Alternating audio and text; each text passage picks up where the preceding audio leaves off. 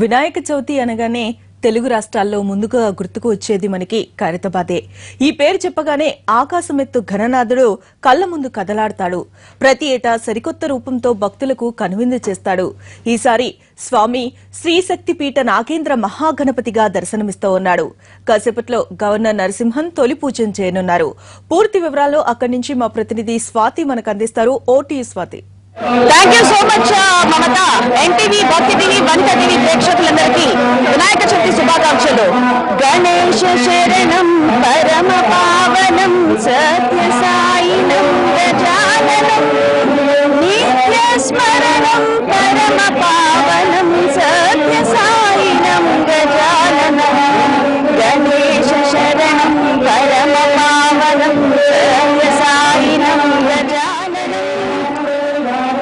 ప్రేక్షకులందరికీ వినాయక చవితి శుభాకాంక్షలు.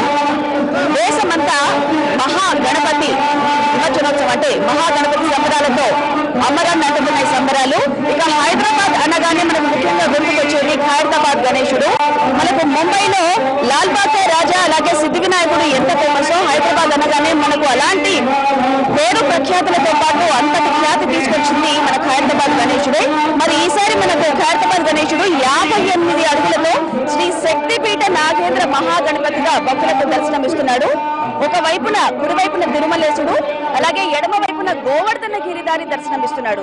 ఇక ఈసారి ప్రత్యేక ఆకర్షణగా శాకంబరి పీఠం, సరస్వతి పీఠాలకు కూడా ఏర్పాటు చేశారు.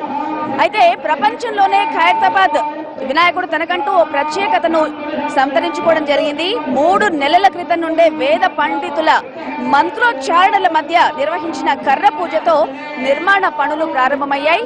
ఇక 3 నెలల తర్వాత మనకు ఈ రోజు 58 అడుగుల ఖైరతాబాద్ గణేశుడు మనందరికీ అత్యద్భుతంగా దర్శనమిస్తున్నాడు. ఇక భక్తుల విషయానికి వస్తే పొద్దున్నే ఆలయాలన్నీ కిటకిటలాడుతున్నాయి. అలాగే ఖైరతాబాద్ గణేశుడి దగ్గర భారీ సంఖ్యలో భక్తులు తరలివస్తున్నారు. ఇక్కడ భారీ బందోబస్తు మధ్య కూడా ఏర్పాట్లు చేశారు అధికారులు.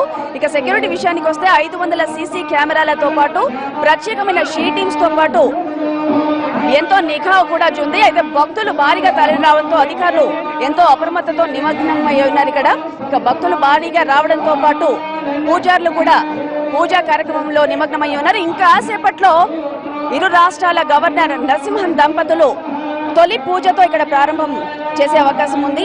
ఇక ఖైరతాబాద్ గణేశునికి భారీ చేనేత నూలు కండువా గాయత్రి సమర్పించారు. అయితే ఇక్కడ ఆ చేనేతను సమర్పించిన అధికారులు మనతో ఉన్నారు. వారితో మాట్లాడి మరిన్ని వివరాలు తెలుసుకుందాం. నమస్కారం అండి. మీ పేరు? రాజేందర్ పటేల్. రాజేందర్ పకీర్ గారు.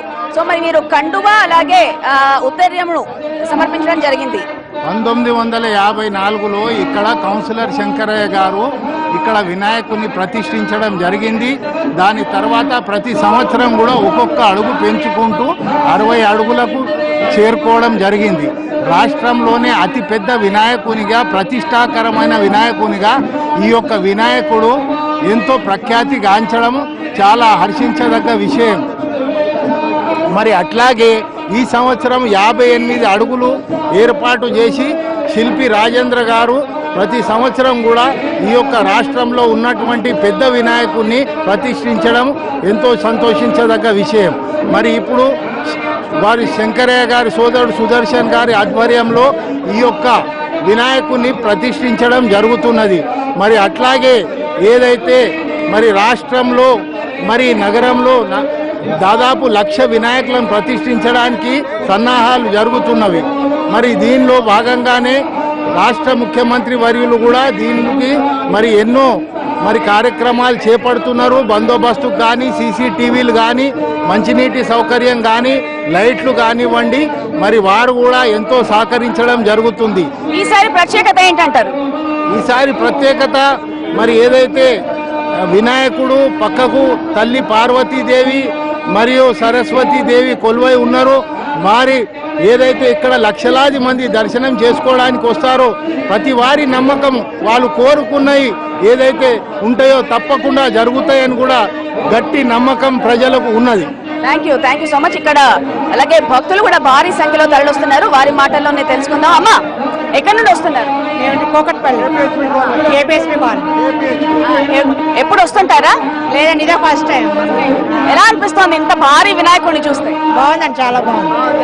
ఎప్పుడు టీవీలో చూడడం వరకేనా మీరు? ఈసారి 58 ఎత్తులో ఉన్న గణనాథుడిని ఏమని దర్శించుకున్నారు, ఏమని మొక్కుకున్నారు? లైఫ్ టైం మా హస్బెండ్ హ్యాపీగా ఉండాలి.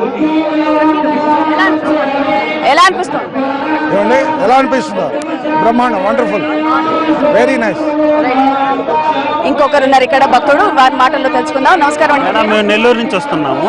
ప్రతి సంవత్సరం వస్తారా? సంవత్సరం అంటే వస్తుంటాను. ఈ సంవత్సరం మరీ ప్రత్యేకంగా ఉంది, చాలా బాగుంది మేడం. అది మమత, ఇక్కడ భక్తులు భారీ సంఖ్యలో తరలిస్తున్నారు.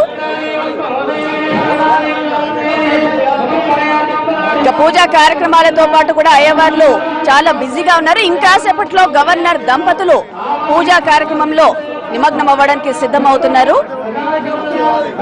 ఇది ప్రస్తుతం ఇక్కడ ఖైరతాబాద్ గణేశుడి దగ్గర ఉన్న తాజా పరిస్థితి.